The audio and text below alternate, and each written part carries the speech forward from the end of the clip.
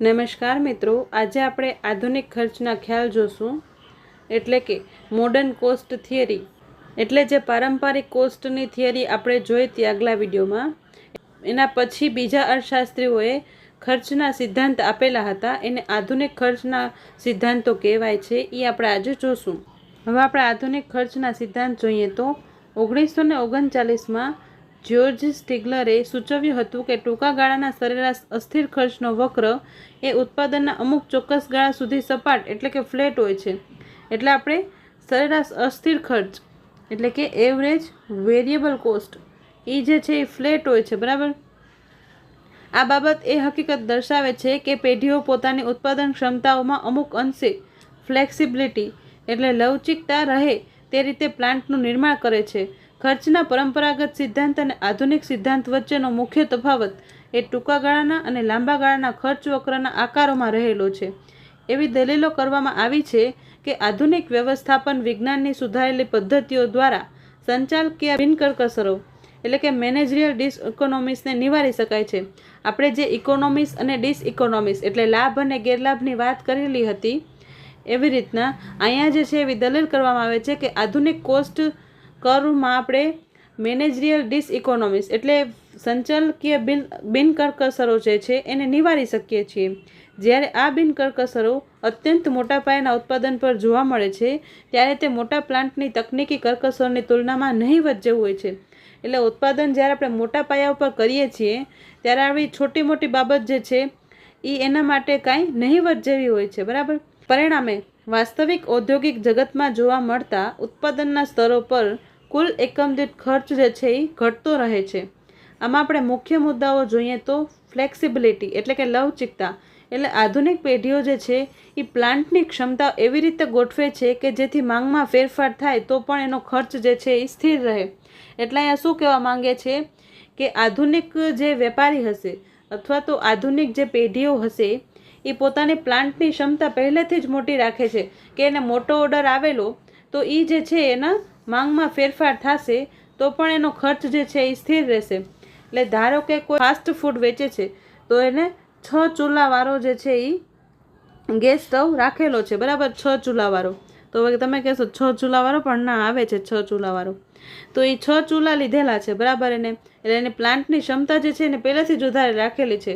એને ભલે ને રોટી 100 પ્લેટ જ વેચાય છે, બરાબર. 100 કે 200 પ્લેટ વેચાય છે, પરંતુ અચાનક એને 1000 કે 2000 5000 પ્લેટનો ઓર્ડર આવેલો તો હવે એ ચૂલા લેવા ક્યાં બારે ગોતવા જશે? નહીં, પણ એના પાસે પહેલેથી જ ક્ષમતા છે. એના પાસે પ્લાન્ટની એવી ક્ષમતા જે છે જેનાથી માંગમાં ફેરફાર થશે. એટલે ભવિષ્યમાં વધારે માંગ એના પાસે આવશે તો પણ એના પાસે ક્ષમતા છે કે એ વધારે ઉત્પાદન કરી શકે છે. એટલે આધુનિક કોસ્ટ થિયરી એમ કહે છે કે અહીંયા જે છે એ ફ્લેક્સિબિલિટી છે. એટલે આપણે પ્લાન્ટની ક્ષમતા પહેલેથી જ આપણા પાસે એક રિઝર્વ કેપેસિટી છે. અહીંયા આપણે આગળ સમજશું કે રિઝર્વ કેપેસિટી એટલે શું. તો આપણા પાસે એક રિઝર્વ કેપેસિટી છે, એટલે આપણે ક્ષમતા જે છે એ બચાવીને રાખેલી છે. જો આપણા પાસે કોઈ વધારે ઉત્પાદન માટેની માંગ આવશે તો પણ આપણો ખર્ચ જે છે એ સ્થિર રહે છે. હવે એલ આકારનો વક્ર, બરાબર. પરંપરાગત જે છે એ યુ આકારનો વક્ર હોય છે. લાંબા ગાળાનો એવરેજ કોસ્ટ કર્વ જે છે યુ આકારનો હતો, આપણે જોયું હતું, બરાબર. હવે આધુનિક સિદ્ધાંતમાં આ એલએસી કર્વ જે છે, એલએસી કર્વ એ મોટે ભાગે એલ શેપનો હોય છે. એટલે આવી રીતના જ હોય છે. પરંપરાગત એલએસી કર્વ જે છે એ જોયો તો લોંગ રન એલએસી કર્વ એ આવી રીતના યુ શેપનો હતો અને એની અંદર જે છે એ શોર્ટ રનના એસએસી કર્વ જે છે એ આવેલા હતા. પણ આધુનિક સિદ્ધાંતમાં એવી વાત કરે છે કે આ એલએસી વક્ર જે છે આ યુ આકારનો નહીં પણ આવી રીતના એલ આકારનો જ હોય છે. એટલે આટલો જ પાર્ટ જે છે એ હોય છે અહીંયા એલએસીમાં, મોટે ભાગે એલ આકારનો હોય છે. અને આપણો એવરેજ કોસ્ટ જે છે એ સતત ઘટતો જોવા મળે છે. અહીંયા જે છે એ તકનીકી લાભ પણ હોય છે કે મોટા પાયા પર ઉત્પાદનમાં મળતી તકનીકી કરકસરો એ સંચાલકીય ખામીઓ કરતાં વધુ પ્રબળ હોય છે.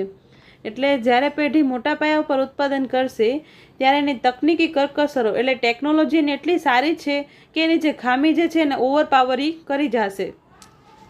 હવે આપણે જોઈએ આધુનિક સિદ્ધાંત મુજબ એવરેજ ફિક્સ કોસ્ટ એટલે કે સરેરાશ સ્થિર ખર્ચ એ કેવો હશે. તો આ જે છે એ પરોક્ષ સાધનનો ખર્ચ છે તે પેઢીના ભૌતિક અને વ્યક્તિગત સંગઠનોનો ખર્ચ દર્શાવે છે. તો આ સ્થિર ખર્ચ છે એ કેવું ખર્ચ છે કે આપણે ઉત્પાદન ચાલુ રાખશું ત્યારે આપણે ઉત્પાદન સાથે સાથે ઉત્પાદન વધશે કે ઉત્પાદન ઘટશે તો પણ આ ખર્ચ જે છે આપણે કરતા રહેવું પડે છે. એટલે વહીવટી સ્ટાફનો પગાર અને અન્ય ખર્ચ. એટલે અહીંયા જે છે એ સ્થિર ખર્ચમાં વહીવટી સ્ટાફનો પગાર, પણ ઓલા મજૂરનો પગાર જે છે એ આપણે વેરિયેબલ કોસ્ટમાં જોયું હતું ને, એ જે છે એ વેરિયેબલ કોસ્ટમાં આવશે.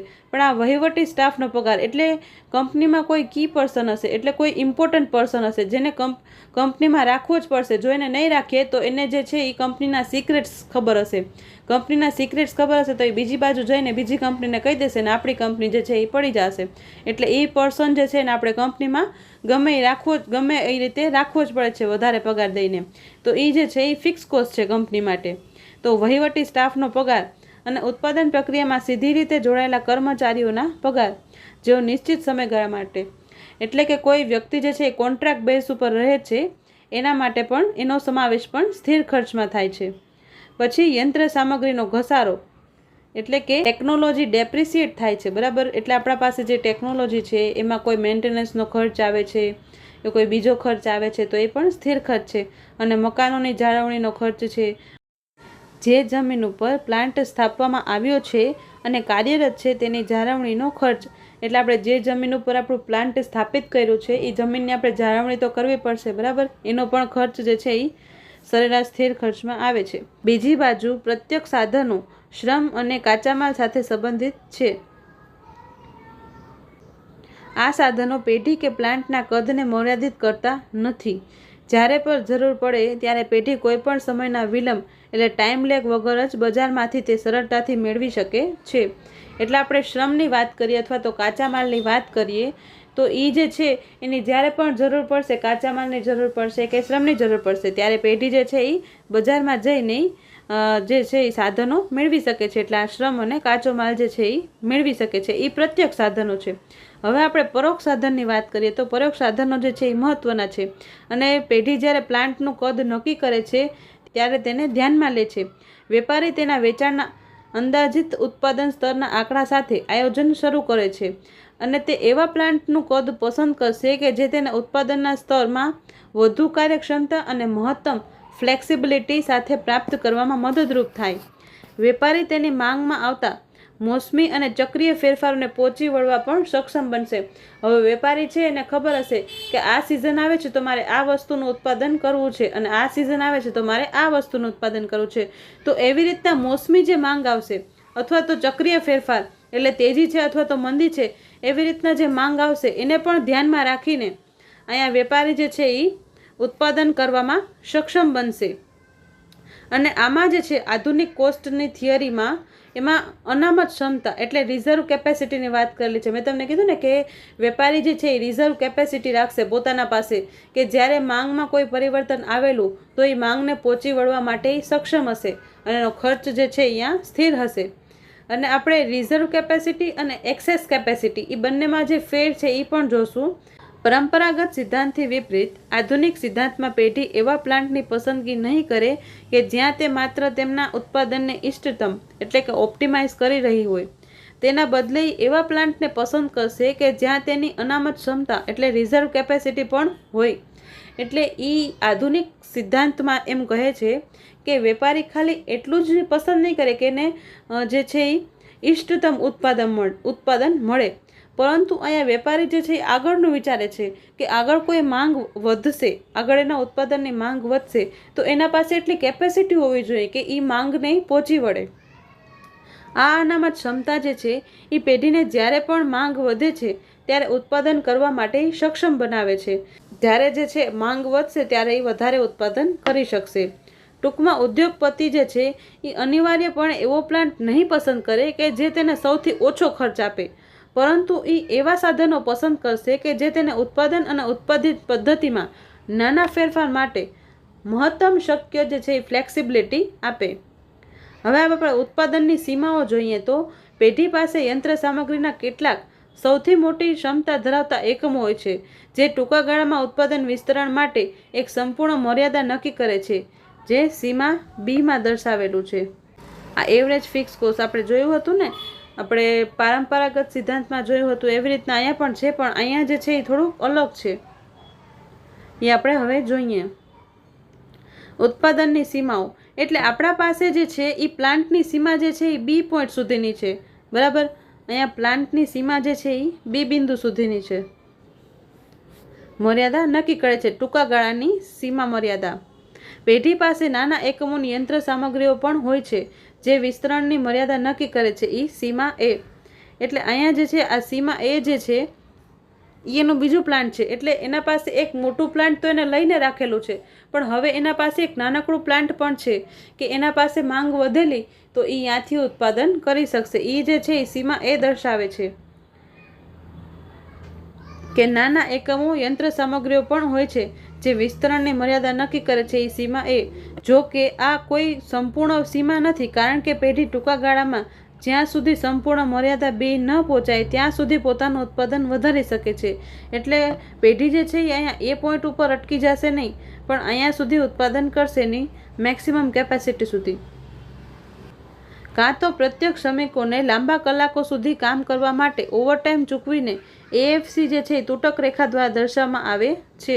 એટલે અહીંયા એવરેજ ફિક્સ કોસ્ટ જે છે એ આપણે જોયું હતું કે એ નિરંતર ઘટતો રહે છે ઉત્પાદન વધે ત્યારે.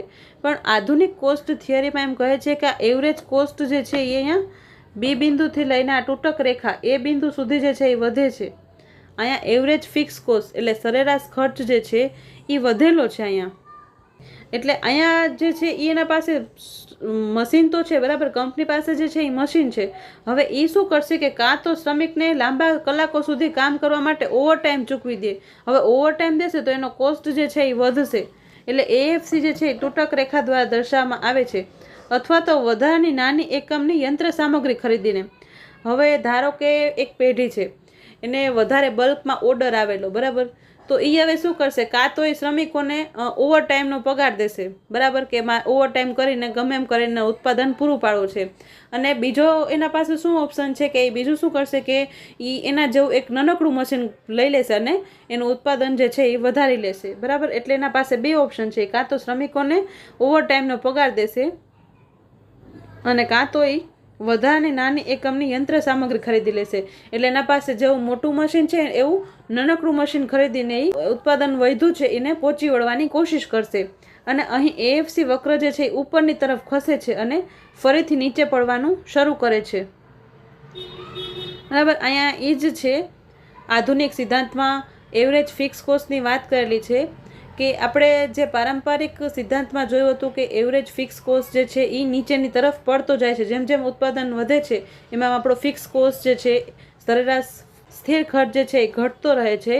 પરંતુ આધુનિક સિદ્ધાંતમાં એવું કહે છે કે અહીંયા આપણો સરેરાશ સ્થિર ખર્ચ ઘટે તો છે, પરંતુ આપણે એક મોટા પ્રમાણમાં ઉત્પાદન કરવું છે, મોટો ઓર્ડર આવેલો, તો ત્યારે આપણા પાસે બે ઓપ્શન હશે. કાં તો શ્રમિકોને ઓવરટાઈમ આપશું તો પણ આપણો સરેરાશ ખર્ચ વધશે અને આપણે એના જેવી બીજી નાનકડી મશીનરી ખરીદશું તો પણ આપણો એવરેજ ફિક્સ કોસ્ટ જે છે એ પહેલાં વધશે, આટલો જે છે એ વધશે અને પછી પાછો એ પડવાનો શરૂ થશે. જેમ જેમ વધારે ઉત્પાદન કરશું એમ એવરેજ ફિક્સ કોસ્ટ જે છે એ પાછો નીચે પડવાનો સ્ટાર્ટ થશે. આ આધુનિક કોસ્ટ થિયરીમાં કહેલું છે. હવે આપણે ફિક્સ કોસ્ટની વાત જોઈએ. હવે આપણે વેરિયેબલ કોસ્ટ એટલે અસ્થિર ખર્ચની વાત કરીએ તો પરંપરાગત સિદ્ધાંતની જેમ જ આધુનિક સિદ્ધાંતમાં પણ એવરેજ વેરિયેબલ કોસ્ટ જે છે એનો નીચેનાનો સમાવેશ થાય છે. તો વેરિયેબલ કોસ્ટમાં કોનો સમાવેશ થાય છે? તો પ્રત્યક્ષ શ્રમનો ખર્ચ એટલે આપણે લેબરને વેજીસ આપવી પડે છે એ, પછી આપણે રો મટીરિયલ ખરીદીએ છીએ એ, કાચો માલ, અને યંત્રો અને પ્લાન્ટના સંચાલન ખર્ચ એટલે આપણે યંત્ર ચલાવવા માટે જે ખર્ચ લાગતું હોય એ. હવે આધુનિક ખર્ચના સિદ્ધાંતની આપણે આકૃતિ જોઈએ તો આધુનિક કોસ્ટ થિયરીમાં આ short run average variable cost જે છે એ યુ આકારનો નથી, પરંતુ અહીંયા જે છે અહીંયાથી આવી રીતના, અને આ મિનિમમ પોઈન્ટ નથી હોતું, પણ અહીંયા જે છે એ કેપેસિટી અને પછી જે છે એવરેજ વેરિયેબલ કોસ્ટ વધે છે. અહીંયા એવરેજ વેરિયેબલ કોસ્ટ જે છે એ સ્થિર રહે છે. આપણે એવરેજ વેરિયેબલ કોસ્ટ અને માર્જિનલ કોસ્ટ વચ્ચે સંબંધ જોયો તો એવી જ રીતના અહીંયા બંને વચ્ચેનો સંબંધ જોઈએ તો સૌથી પહેલાં જ્યારે એસએવીસી ગ્રેટર ધેન હશે એસએમસી કરતાં, એટલે અહીંયાની વાત કરે છે.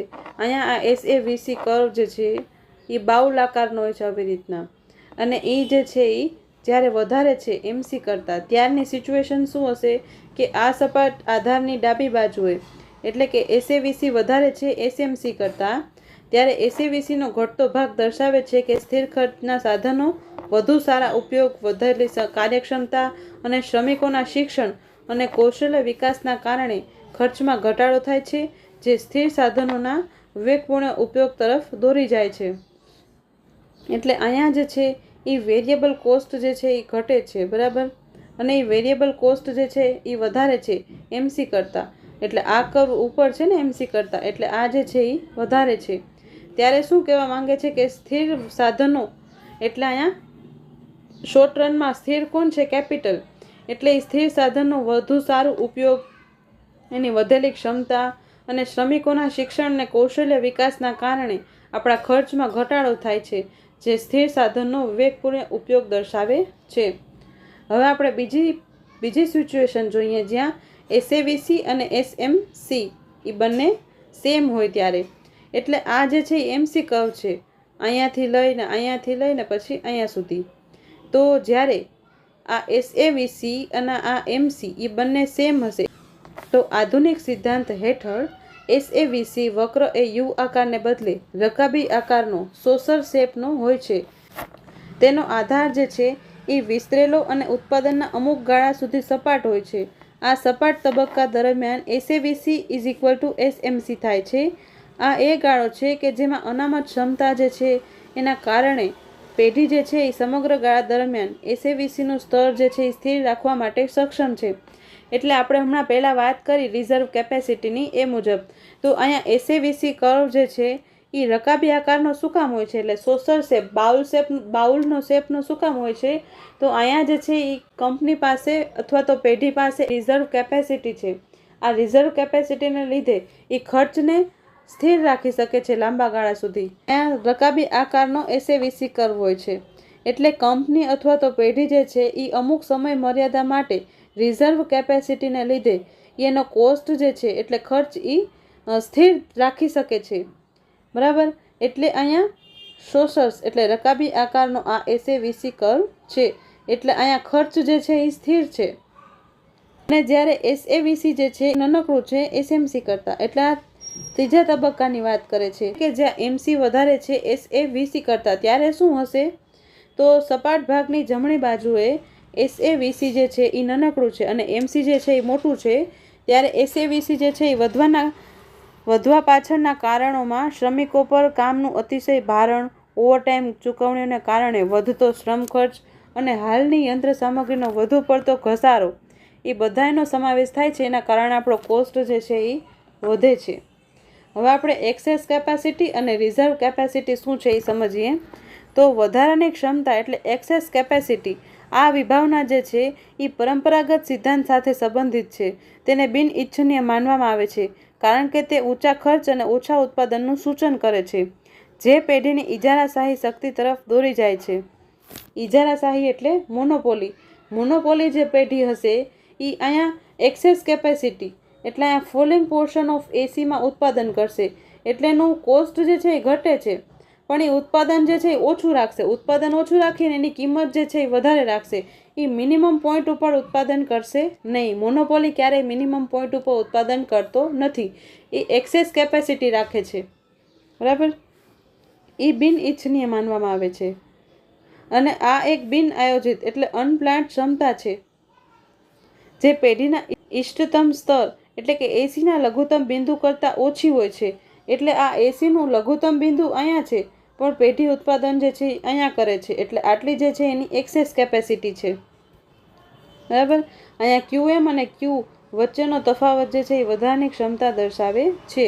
આ QM અને Q વચ્ચેનો તફાવત જે છે એ એક્સેસ કેપેસિટી એટલે વધારાની ક્ષમતા જે છે એ દર્શાવે છે. આ આપણો શોર્ટ રનનો SAVC કર્વ આપણે પારંપરિક સિદ્ધાંતમાં જે જોયો હતો એ. અને અહીંયા જે છે એ એક્સેસ કેપેસિટી હતી.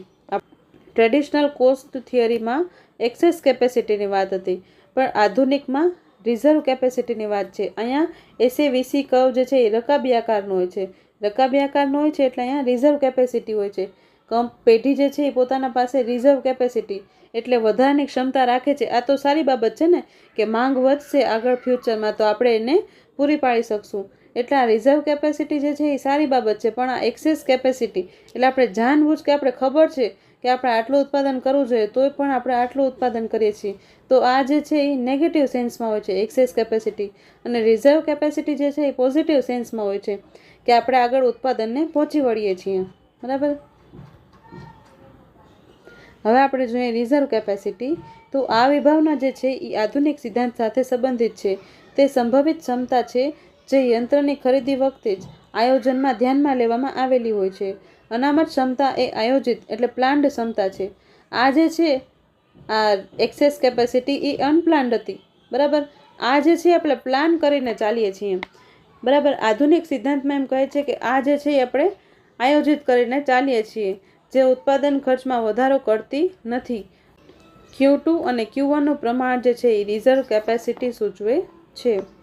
અહીંયા આપણે શોર્ટ રનમાં જ્યારે આપણે મશીનરી ખરીદીએ છીએ ત્યારે જ આપણે આને રિઝર્વ કેપેસિટીને ધ્યાનમાં રાખીએ છીએ અને એ આપણે પ્લાનિંગ કરીને ચાલીએ છીએ. પણ આ એક્સેસ કેપેસિટી જે છે એ અનપ્લાન્ડ હોય છે. બરાબર. હવે આપણે જોઈએ આધુનિક સિદ્ધાંત મુજબ સરેરાશ કુલ ખર્ચ વક્ર એટલે કે એવરેજ ટોટલ કોસ્ટ. બરાબર. તો આ એવરેજ ટોટલ કોસ્ટ જે છે એ એવરેજ વેરિયેબલ કોસ્ટ એટલે કે અસ્થિર ખર્ચ પ્લસ એવરેજ ફિક્સ કોસ્ટ એટલે સ્થિર ખર્ચ, આ બંનેનો સરવાળો છે. એટલે ઉત્પાદનના તમામ સ્તરો માટે સરેરાશ સ્થિર ખર્ચ એટલે એવરેજ ફિક્સ કોસ્ટ અને સરેરાશ અસ્થિર ખર્ચનો ઊભો સરવાળો કરવાથી આપણને ટૂંકા ગાળાનો સરેરાશ ખર્ચ વક્ર પ્રાપ્ત થાય છે. એટલે સ્થિર ખર્ચ અને અસ્થિર ખર્ચનો સરવાળો કરીએ એટલે આપણે એસએસસી વક્ર એટલે ટૂંકા ગાળાનો એવરેજ કોસ્ટ વક્ર જે છે એ પ્રાપ્ત થાય છે. જ્યાં સુધી અનામત ક્ષમતા સંપૂર્ણપણે વપરાઈ ન જાય ત્યાં સુધી એસએસસી વક્ર જે છે એ નીચેની તરફ જાય છે. બરાબર. એટલે આપણા પાસે જે રિઝર્વ કેપેસિટી જે છે એ સંપૂર્ણપણે વપરાઈ ન જાય ત્યાં સુધી એસએસસી વક્ર જે છે એ નીચેની તરફ જાય છે. ત્યારબાદ તે વધવાનું શરૂ કરે છે. બરાબર. અહીંયાથી પછી જે છે એ પછી આમ વધવાનું સ્ટાર્ટ થાય છે. અને સીમાંત ખર્ચ વક્ર અને એટીસી વક્રને તેના લઘુત્તમ બિંદુએ છેદે છે. હવે આપણે જોઈએ સીમાંત ખર્ચ વક્ર જે છે સીમાંત. બરાબર. તો એ આ સીમાંત ખર્ચ વક્ર જે છે એ આ એસએસસી વક્ર અને એસએવીસી વક્ર બરાબર એ બંનેને જે છે એ અહીંયા મિનિમમ પોઈન્ટ ઉપર છેદે છે. ઉત્પાદનના તે સ્તરથી આગળ જેમ જેમ ઉત્પાદન વધે છે તેમ એસએસસી વક્ર જે છે એ વધતો જાય છે. બરાબર. એ મિનિમમ પોઈન્ટ ઉપર અહીંયા છેદી દેશે. એને પછી જે છે આપણો એસએવીસી વક્ર જે છે એ આમ ઉપરની તરફ જાય છે. એટલે ઉત્પાદન વધતા આપણો ખર્ચ જે છે એ વધશે. ઉત્પાદનના ઓક્યુ સ્તર સુધી એસએસસી વક્રમાં જોવા મળતો ક્રમિક ઘટાડો એનું કારણ એ છે. હવે ઓક્યુ ઉત્પાદન સુધી અહીંયા ઓક્યુ ઉત્પાદન સુધી અહીંયા એસએસસી વક્ર જે છે એ ઘટે છે. તો એ શું કામ ઘટે છે? આ એસએસસી વક્ર જે છે આ ઘટે છે. બરાબર. અહીંયા ઘટે છે એ. તો એ શું કામ ઘટે છે એનું કારણ જોઈએ તો એનું કારણ એ છે કે એએફસી વક્ર એટલે કે એવરેજ ફિક્સ કોસ્ટ જે છે એ રેક્ટેંગ્યુલર હાઇપોબોલા એટલે આવી રીતના એ ઘટે છે, એવા આકારનો હોય છે. અને એસએવીસી વક્ર જે છે એ શરૂઆતમાં ઘટે છે અને પછી અનામત ક્ષમતાના ગાળામાં આડી રેખા એટલે હોરિઝોન્ટલ બની જાય છે. અને ઉત્પાદનના ઓક્યુ સ્તરથી આગળ સરેરાશ ખર્ચ જે છે એ ખૂબ ઝડપથી વધવા લાગે છે. અહીંયા આપણે તો એસએસસી વક્ર જે છે એમ ઘટે છે, પછી અહીંયા જે છે એ સ્થિર રહે છે. અહીંયા આપણે અનામત ક્ષમતા છે. બરાબર. એટલે રિઝર્વ કેપેસિટી એટલે અહીંયા સ્થિર રહે છે અને પછી જે છે એ એસએસસી વક્ર જે છે એ આવી રીતના વધે છે. હવે એસએસસી વક્રનો આકાર તો આધુનિક સિદ્ધાંતમાં એસએસસી વક્ર જે છે એ પરંપરાગત સિદ્ધાંત કરતાં વધુ ઊંડો અને રકાબી જેવો હોય છે. એટલે સોશર શેપનો હોય છે જેમાં લાંબો સપાટ તળિયાનો ભાગ હોય છે. આ એસએસસી વક્ર જે છે આ એસએસસી વક્ર એ જે છે એ બાઉલ શેપનો હોય છે. મેં તમને પહેલાં કીધું એવી રીતના આવી રીતના સોશર શેપનો હોય છે ને અહીંયા જે છે એ રિઝર્વ કેપેસિટી હોય છે. અને એમસી અને એટીસી કર્વ આપણે જોઈએ તો સીમાંત ખર્ચ અને એટીસી કર્વ એ સૌથી ના બિંદુથી પસાર થાય છે. હવે આપણે MC એટલે કે માર્જિનલ કોસ્ટ અને એવરેજ ટોટલ કોસ્ટની વાત કરીએ તો સીમાંત ખર્ચ જે છે એ હંમેશા ATCના સૌથી નીચેના બિંદુએથી પસાર થાય છે. એટલે આ માર્જિનલ કોસ્ટ જે છે એ એવરેજ ટોટલ કોસ્ટના નીચેના બિંદુમાંથી પસાર થઈને આમ ઉપર જાય છે. અહીંયા SMC એટલે સીમાંત ખર્ચ વક્ર, જે કાર્યક્ષમતાના અંતિમ બિંદુને સૂચવે છે. અને હવે આપણે કાર્યક્ષમતાની વાત કરીએ તો પેઢી જે છે એની અનામત ક્ષમતાનો ઉપયોગ કરીને લાંબા ગાળા સુધી જે છે એ પોતાનું ઉત્પાદન ખર્ચ નીચો રાખી શકે છે. એટલે પેઢી જે છે એ પોતાની રિઝર્વ કેપેસિટીનો ઉપયોગ કરીને, અહીંયા જે છે એ રિઝર્વ કેપેસિટીનો ઉપયોગ કરીને એ લાંબા ગાળા સુધી પોતાનો ખર્ચ જે છે એ સ્થિર રાખી શકે છે, લાંબા ગાળા સુધી. બરાબર. હવે આપણે આધુનિક સિદ્ધાંત મુજબ લાંબા ગાળાના ખર્ચ વક્રો જોઈએ. તો આધુનિક ખર્ચના સિદ્ધાંતમાં લાંબા ગાળાનો ખર્ચ વક્ર જે છે એ L આકારનો હોય છે. બરાબર. પહેલાં આપણે જોયો તો જે પારંપરિક ખર્ચ વક્ર એ U શેપનો હતો અને આમાં જે છે એ L શેપનો હશે. એટલે આટલો જ ભાગ હશે, એમાં આ ભાગ નહીં હોય. બરાબર. શરૂઆતમાં ખર્ચ જે છે એ ખૂબ ઝડપથી ઘટે છે. અહીંયા L શેપનો હશે ને એટલે ખર્ચ જે છે એ ઘટે છે. ત્યારબાદ ઉત્પાદનનું કદ વધતા તે ધીમે ધીમે ઘટે છે. બરાબર.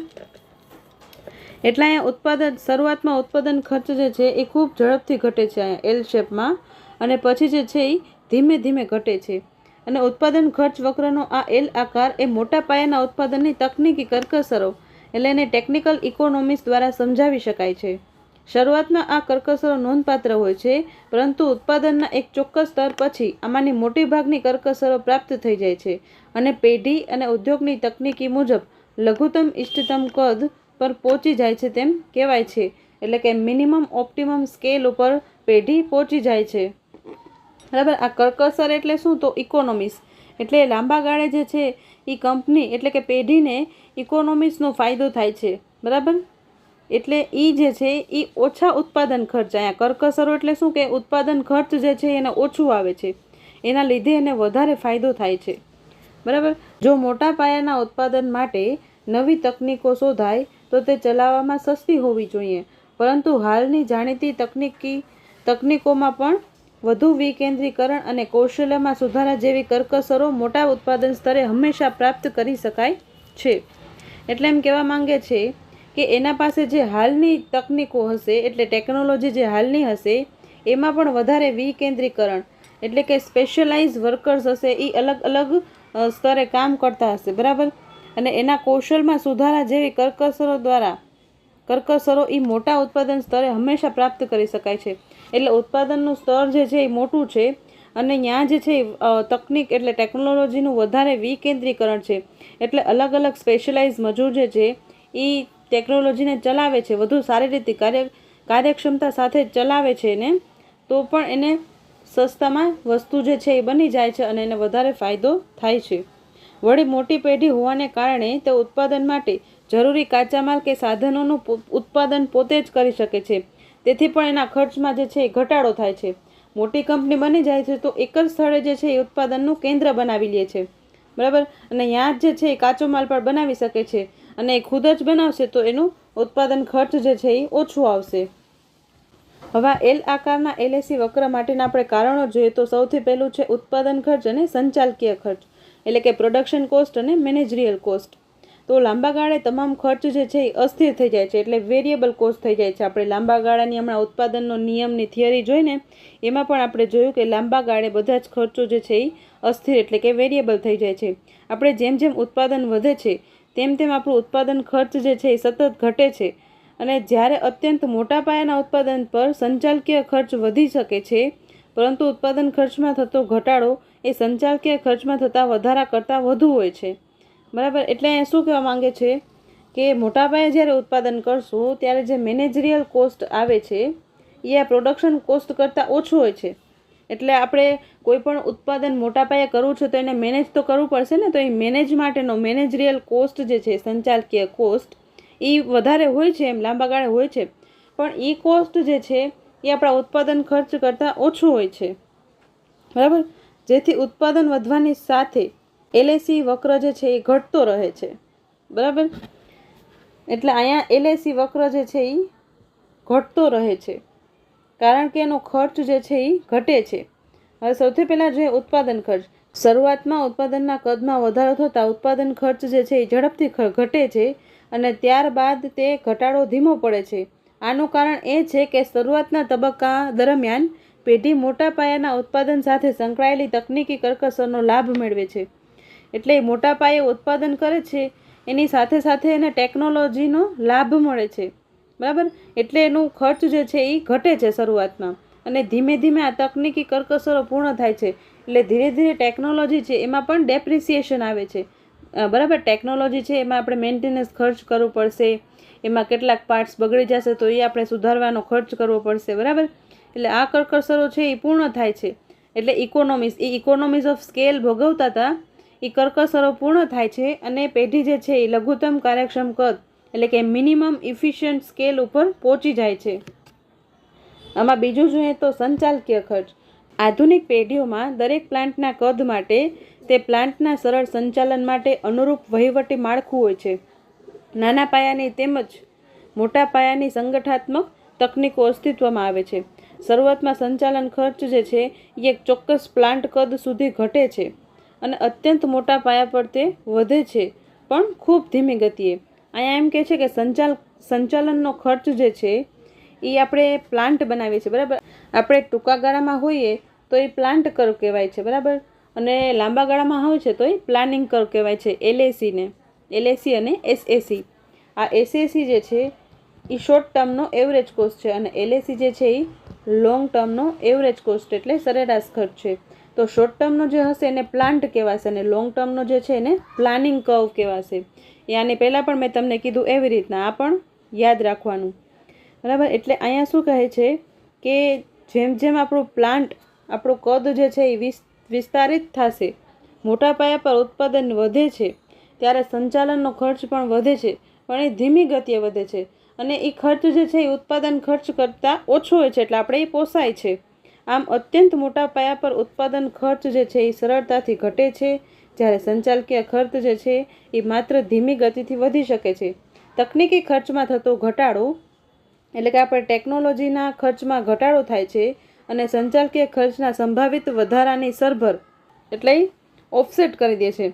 એટલે ઉત્પાદન ખર્ચમાં થયો ઘટાડો અને સંચાલકીય ખર્ચમાં થયો વધારો એ જે છે એ ઉત્પાદન ખર્ચને ઓફસેટ કરી દે છે, એટલે એડજસ્ટ કરી દે છે, બરાબર. તકનીકી ખર્ચમાં થયેલો ઘટાડો અને સંચાલકીય ખર્ચનો સંભવિત વધારો એ જે છે ઓફસેટ કરી દે છે ને એડજસ્ટ કરી દે છે. આ સંચાલકીય ખર્ચ જે છે એ ઉત્પાદન ખર્ચને એડજસ્ટ કરી દે છે, જેથી LRAC એટલે long run average cost curve એ સરળતાથી ઘટે છે અથવા તો સ્થિર રહે છે. તેથી LAC વક્ર જે છે એ અત્યંત મોટા પાયાના ઉત્પાદન ઉપરની તરફ વળતો નથી. એટલે આપણે આ યુ શેપનો આકાર જોયો હતો, બરાબર, LAC કર્વ. પણ અહીંયા આધુનિક સિદ્ધાંતમાં એ L શેપનો હોય છે, એટલે અહીંયા ઉપરની તરફ જે છે એ વળતો નથી. એવું કહેવા માંગે છે કે મોટા પાયાના ઉત્પાદન પર ઉપરની તરફ વળતો નથી, તે SAC વક્રને આવરતો નથી. એટલે આપણે આ એન્વેલોપ કર્વ જોયું હતું ને આગલા વિડીયોમાં કે આ શોર્ટ રનના એવરેજ કોસ્ટ કર્વ છે ને આ લોંગ રનનું એવરેજ કોસ્ટ કર્વ છે. એ આ લોંગ રનવાળો જે છે એ શોર્ટ ટર્મવાળા એવરેજ કોસ્ટ કર્વને આવરી લે છે. એવું અહીંયા જોવા મળતું નથી. આધુનિક સિદ્ધાંતમાં એવું નથી, પરંતુ દરેક પ્લાન્ટના ઉત્પાદનના ઇષ્ટતમ સ્તર તેમને છેદે છે. પરંતુ અહીંયા શું કહેવા માંગે છે કે તે SAC એટલે શોર્ટ રનના સરેરાશ વક્રોને આવરતો નથી, પરંતુ દરેક પ્લાન્ટના ઉત્પાદનના ઇષ્ટતમ સ્તરને તે છેદે છે.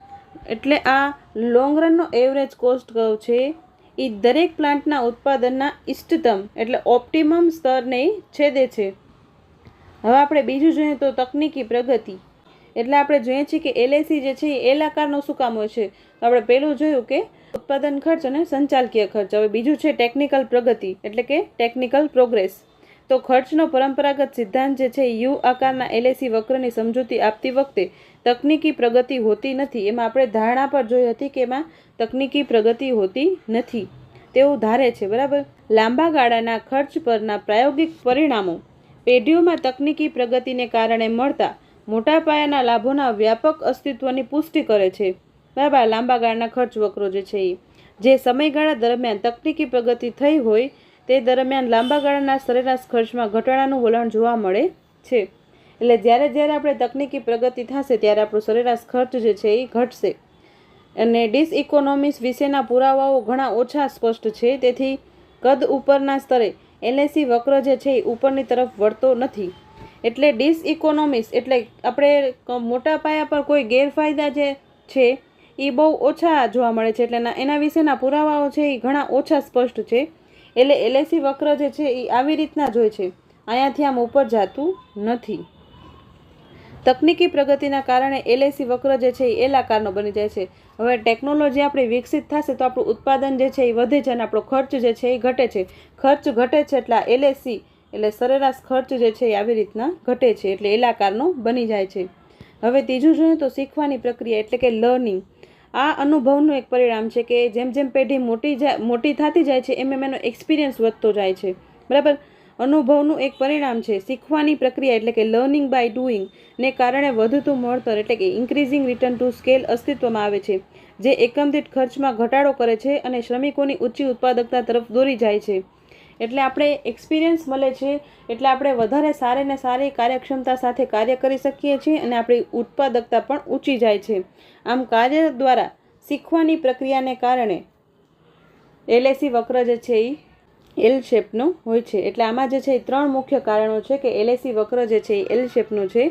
એમાં સૌથી પહેલું આપણે જોયું કે ઉત્પાદન ખર્ચ અને સંચાલકીય ખર્ચ, બીજું જોયું આપણે ટેકનિકલ પ્રોગ્રેસ થશે તો, અને ત્રીજું જોયું આપણે શીખવાની પ્રક્રિયા. તો આ 3 કારણોથી એલએસી વક્ર જે છે એ અહીંયા આધુનિક સિદ્ધાંતમાં જે છે એ એલ આકારનો બને છે, પણ પારંપરિક સિદ્ધાંતમાં એ યુ આકારનો હતો. પણ અહીંયા જે છે એ ઉપરની તરફ આ જાતો નથી આધુનિક સિદ્ધાંત. તો અહીંયા આકૃતિમાં પણ આપેલું છે એવી રીતના કે આ એલએસી વક્ર જે છે એ અહીંયા એલ શેપનો છે અને આ એલએમસી છે. અહીંયાથી એલએમસી અને એલએસી એ બંને જે છે અહીંયાથી ઉપર જતા નથી આધુનિક સિદ્ધાંતમાં.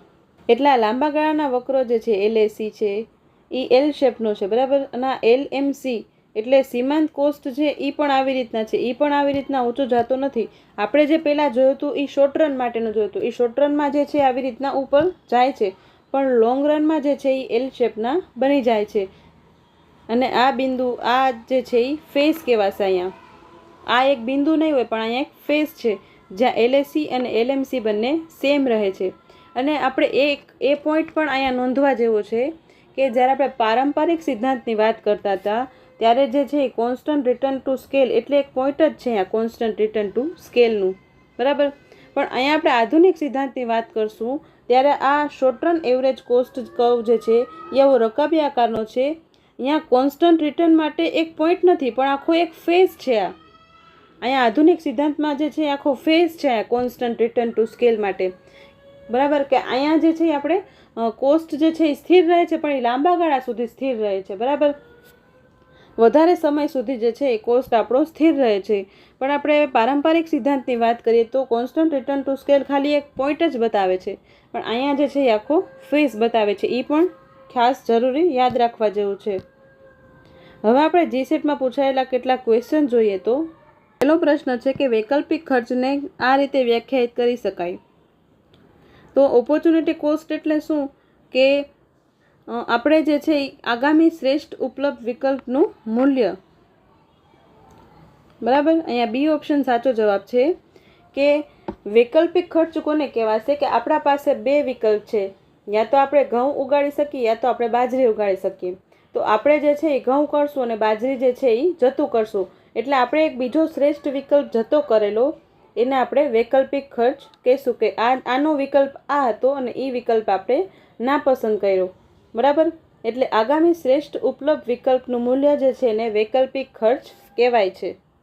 પછીના ક્વેશ્ચનની વાત કરીએ તો જ્યારે સરેરાશ ખર્ચ જે છે એ ઘટતો હોય ત્યારે સીમાંત ખર્ચ એસી કર્વ છે એ જ્યારે ઘટે છે ત્યારે આ એમસી કર્વની વાત છે કે એમસી જે છે એ બિલો એસી હોય છે ને, બિલો એસી એટલે અહીંયા સી ઓપ્શન સાચો જવાબ છે કે એસી કરતાં નીચે હશે.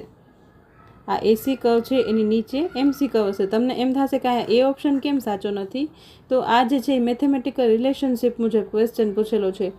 એસી ફોલ થાય છે અને એમસી પણ ત્યારે ફોલ થાય છે, એ વાત બરાબર છે. પણ આપણે મેથેમેટિકલ રિલેશનશિપ જોયું ત્યારે આપણે ફર્સ્ટ સ્ટેજમાં શું જોયું હતું કે એસી જ્યારે ફોલ કરે છે ત્યારે એસી જે છે એ વધારે છે એમસી કરતાં, બરાબર. જ્યારે એસી ફોલ કરે છે ત્યારે એમસી જે છે એ નાનકડો હશે, બિલો એસી હશે, બરાબર. મેથેમેટિકલ રિલેશનશિપ આપણે જોઈ હતી. અને આ બીજા સ્ટેજમાં બંને સરખા હશે, એસી અને એમસી, અને ત્રીજા સ્ટેજમાં એમસી વધારે છે એસી કરતાં. તો અહીંયા સી ઓપ્શન સાચો જવાબ છે. પછીનો ક્વેશ્ચન જોઈએ તો, એક પેઢી જે છે એ એક વસ્તુનું ઉત્પાદન કરે છે જેના માટે કુલ સ્થિર ખર્ચ જે છે એ 60,000 છે, અને ઉત્પાદનના અમુક સ્તરે જે છે એ સરેરાશ ખર્ચ અને સરેરાશ અસ્થિર ખર્ચ જે છે એ 300 અને 100 છે. તો ઉત્પાદનનું સ્તર જે છે એ કેટલું હશે? તો અહીંયા જે છે એ ટોટલ ફિક્સ કોસ્ટ આપેલો છે 60,000નો, બરાબર. અને એવરેજ વેરિયેબલ કોસ્ટ અને એસી આપેલો છે અહીંયા. અને પૂછ્યું છે શું? આપણે આઉટપુટ પૂછેલું છે. તો અહીંયા જે છે AC is equal to AVC plus AFC. આપણે જોયું હતું કે એવરેજ કોસ્ટમાં વેરિયેબલ કોસ્ટ એટલે અસ્થિર ખર્ચ અને સ્થિર ખર્ચ હોય છે. તો અહીંયા જે છે એસીની વેલ્યુ આપેલી છે ને, એવરેજ કોસ્ટની વેલ્યુ જે છે એ 300 આપેલી છે, અને એવીસીની વેલ્યુ કેટલી આપેલી છે? એવીસી 100, અને એએફસીની વેલ્યુ આપેલી નથી. અહીંયા જે છે આપણે એએફસી શોધી શકશું ને, એસીમાંથી એવીસીને બાદ કરશું તો આપણે જે બચેલું હશે એ એફસી જશે, એટલે 300 માઇનસ 100, એટલે આપણા એએફસીની વેલ્યુ કેટલી આવેલી? 200, બરાબર. હવે આપણે એએફસી લખીએ છીએ ત્યારે લખીએ છીએ કે ટીએફસી ડિવાઇડેડ બાય ક્વોન્ટિટી. અહીંયા આપણે ક્વોન્ટિટી, લેવલ ઓફ આઉટપુટ જ શોધવાનું છે. એટલે સરેરાશ ખર્ચ જે છે એ ટોટલ ખર્ચ, ટોટલ સ્થિર ખર્ચ અને divided by level of output, એવી રીતના આપણે સરેરાશ સ્થિર ખર્ચ લખીએ છીએ. તો અહીંયા સરેરાશ સ્થિર ખર્ચ જે છે એ 200, અને ટોટલ ફિક્સ કોસ્ટ આપણે પહેલેથી જ આપેલો છે 60,000, બરાબર. તો 60,000 ડિવાઇડેડ બાય 200, તો એ થશે 300, બરાબર. તો અહીંયા જે છે ડી ઓપ્શન સાચો જવાબ છે કે 300 એકમ જે છે એનું ઉત્પાદન સ્તર હશે. પછીનો ક્વેશ્ચન જોઈએ તો, વૈકલ્પિક ખર્ચ એટલે કે ઓપોર્ચ્યુનિટી કોસ્ટ જે છે ને શું કહેવાય? બેસ્ટ ઓપોર્ચ્યુનિટી ફોરગોન, ઓલ ઓપોર્ચ્યુનિટી ફોરગોન, કે અવેલેબલ કે પોસિબલ. તો બેસ્ટ ઓપોર્ચ્યુનિટી આપણે ફોરગોન કરીએ ઈ, એટલે આપણે જતો કરી દઈએ બેસ્ટ વિકલ્પ ઈ, એટલે એ ઓપ્શન સાચો જવાબ છે. પછીનો ક્વેશ્ચન પણ ઓપોર્ચ્યુનિટી કોસ્ટ વિશે જ છે કે ઉત્પાદનના ઇષ્ટતમ સ્તર સાથે સંકળાયેલો ખર્ચ, અસ્થિર ખર્ચ, ટૂંકા ગાળાનો કે જતા કરેલા ઉત્પાદનના સ્વરૂપમાં પેઢીને એક વસ્તુના ઉત્પાદનમાં ભોગવવો પડતો ખર્ચ. તો અહીંયા જે ડી ઓપ્શન સાચો જવાબ છે. પછીનો ક્વેશ્ચન જોઈએ તો, આ પણ એવો જ ક્વેશ્ચન છે. અહીંયા એવરેજ વેરિયેબલ કોસ્ટ આપેલો છે, એવીસી આપેલું છે 60 આપેલું છે એવીસી, અને પ્રોડ્યુસિંગ 600 યુનિટ, એટલે આપણા આઉટપુટ જે છે એ 600 યુનિટ આપેલું છે, અને ફિક્સ કોસ્ટ જે છે એ ટોટલ ફિક્સ કોસ્ટ એ આપેલો છે 3000. હવે આપણે એવરેજ કોસ્ટ શોધવાનો છે. એવરેજ કોસ્ટ કેટલો હશે? તો આપણે એવરેજ કોસ્ટનું સૂત્ર શું હતું કે એવીસી અને એએફસી. તો અહીંયા એવીસીની વેલ્યુ કેટલી આપેલી છે? 60, અને એએફસીની વેલ્યુ અને એસીની વેલ્યુ આપેલી નથી. તો સૌથી પહેલાં આપણે એએફસીને ફાઇન્ડ કરવું હોય તો આપણે ઉપર ફાઇન્ડ કર્યું હતું એવી રીતના એ જે છે ટીએફસી ડિવાઇડેડ બાય ક્વોન્ટિટી. અહીંયા આપણે ક્વોન્ટિટી આપેલી છે, બરાબર. તો એવરેજ ફિક્સ કોસ્ટ કેટલો થશે? ટોટલ ફિક્સ કોસ્ટ કેટલો આપેલો છે? 3000, અને ક્વોન્ટિટી જે છે એ 600.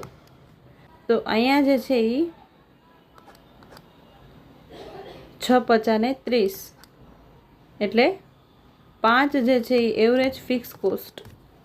તો અહીંયા એવરેજ વેરિયેબલ કોસ્ટ અને ફિક્સ કોસ્ટ 5 રૂપિયાનો, તો અહીંયા આપણે એવરેજ કોસ્ટ જે છે એ 65 રૂપિયા આવશે. તો અહીંયા ડી ઓપ્શન જે છે એ સાચો જવાબ છે. આવી રીતના ક્વેશ્ચન પણ પૂછાઈ શકે. તો તમારે એએફસી, એવીસી અને ટીએફસી વચ્ચેનો સંબંધ જે છે એ ખાસ યાદ રાખવાનો. અહીંયા તમારે યાદ રાખવાનું કે average variable cost plus average fix cost એ બંને મળીને એટલે અસ્થિર ખર્ચ અને સ્થિર ખર્ચ એ બંને મળીને આપણે એસી એટલે કે સરેરાશ ખર્ચ બને છે. અને જ્યારે આપણે એએફસી શોધીએ કે એવીસી શોધીએ તો એવીસી શોધશું ત્યારે total variable cost divided by quantity આવશે. જ્યારે આપણે વેરિયેબલ નહીં ફિક્સ કોસ્ટની વાત કરતા હોય કે એવરેજ ફિક્સ કોસ્ટ ત્યારે જે છે એ ટોટલ ફિક્સ કોસ્ટ હશે એને ડિવાઇડેડ બાય ક્વોન્ટિટી હશે. આ રિલેશનશિપ યાદ રાખવાનું, આમાંથી ક્વેશ્ચન આવે છે જીસેટની એક્ઝામમાં. પછીનો ક્વેશ્ચન જોઈએ તો અહીંયા ટોટલ કોસ્ટ ફંક્શન આપેલું છે. તો એવરેજ ફિક્સ કોસ્ટ જે છે એ શું હશે? આમાંથી એવરેજ ફિક્સ કોસ્ટ કયું હશે? તો એવરેજ ફિક્સ કોસ્ટ માટેનું સૂત્ર શું હતું હમણાં આપણે જોયું? એવરેજ ફિક્સ કોસ્ટનું સૂત્ર શું હતું કે total fix cost divided by quantity. હવે આમાંથી ફિક્સ કોસ્ટ કયો હશે? તો આપણે ફિક્સ કોસ્ટ માટેનું આપણે વ્યાખ્યા જોઈ તેમાં આપણે શું જોયું હતું કે ફિક્સ એટલે કે સ્થિર ખર્ચ જે છે એ ખર્ચ હશે કે જે ઉત્પાદન સાથે સંબંધિત નથી. આ ક્યુ જે છે એ ઉત્પાદનનું સ્તર છે. હવે આ ઉત્પાદનના સ્તર સાથે સંકળાયેલું નથી, બરાબર. સ્થિર ખર્ચ જે છે આ ટોટલ ફિક્સ કોસ્ટની વાત કરું છું, એવરેજ ફિક્સ નહીં, બરાબર. એવરેજ ફિક્સ કોસ્ટ છે એ total fix cost divided by quantity છે. પણ જ્યારે આપણે કુલ સ્થિર ખર્ચની વાત કરીએ છીએ તો એ જે છે ઉત્પાદન સાથે સંબંધિત નથી. એટલે શૂન્ય ઉત્પાદન હશે તોય આપણો સ્થિર ખર્ચ તો હશે જ. એટલે ઉત્પાદન સાથે સંબંધિત નથી. તો આમાં 3Q, 5Q અને 2Q એ બધાય જે છે એ આ બધાય વેરિયેબલ કોસ્ટ છે જે ઉત્પાદન સાથે સંકળાયેલા છે. અને આ 600 જે છે એ આપણા માટે ફિક્સ કોસ્ટ છે, બરાબર. તો 600 ડિવાઇડેડ બાય ક્વોન્ટિટી ક્યુ એ આપણું એએફસી છે. તો અહીંયા જે છે એ આ ક્વોન્ટિટી જે છે અહીંયા નીચે જે છે એને ઉપર કરી લીધું, ઉપર લઈ લીધું છે. એટલે 600Q ઇન્વર્સ 1 એટલે ક્વોન્ટિટી જે છે એને અહીંયા ઉપર લઈ લીધું છે ઇન્વર્સ કરીને. એટલે અહીંયા ડી ઓપ્શન જે છે એ સાચો જવાબ છે. પછીનો ક્વેશ્ચન જોઈએ તો જ્યારે સીમાંત ખર્ચ અને સરેરાશ અસ્થિર ખર્ચ સમાન થાય છે ત્યારે સરેરાશ અસ્થિર ખર્ચનું મૂલ્ય જે છે એ કેટલું હોય છે? તો આપણે જોયું હતું કે આ જે છે એ એસી કર્વ છે અને આ જે છે એ એમસી કર્વ છે. હવે અહીંયા એસી અને એમસી એ બંને જે છે એ સેમ થયા. તો આ બંને સેમ થયા ત્યારે એવરેજ વેરિયેબલ કોસ્ટ એટલે એસી એવરેજ વેરિયેબલ કોસ્ટ અહીં આપણે લઈ લઈએ તો એવરેજ વેરિયેબલ કોસ્ટ જે છે એ 0 હશે, એ કોન્સ્ટન્ટ હશે, એ મેક્સિમમ હશે કે એ મિનિમમ હશે? તો અહીંયા જે છે એમસી જ્યાં કટ કરે છે એ એસીનું મિનિમમ પોઈન્ટ છે, એસીનું મિનિમમ પોઈન્ટ છે એટલે ન્યૂનતમ બિંદુ છે અહીંયા. અને એમસીના ન્યૂનતમ બિંદુની વાત કરીએ તો એમસીનું ન્યૂનતમ બિંદુ જે છે એ આ હશે, પણ આ જે છે એ એવીસીનું ન્યૂનતમ બિંદુ છે. અહીંયા ડી ઓપ્શન સાચો જવાબ છે. આપણે આકૃતિમાં પણ જોયું હતું. આ ક્વેશ્ચન જે છે એ જીસેટની એક્ઝામમાં પૂછાયેલા હતા. આના જેવા બીજા ક્વેશ્ચન જે છે એ હું ટેલિગ્રામ ગ્રુપમાં મૂકીશ, તેના તમે જવાબ આપજો. જો તમે ટેલિગ્રામ ગ્રુપ જોઈન ના કરેલું હોય તો જોઈન કરી લેજો. ત્યાં સુધી happy learning, keep growing and thanks for watching.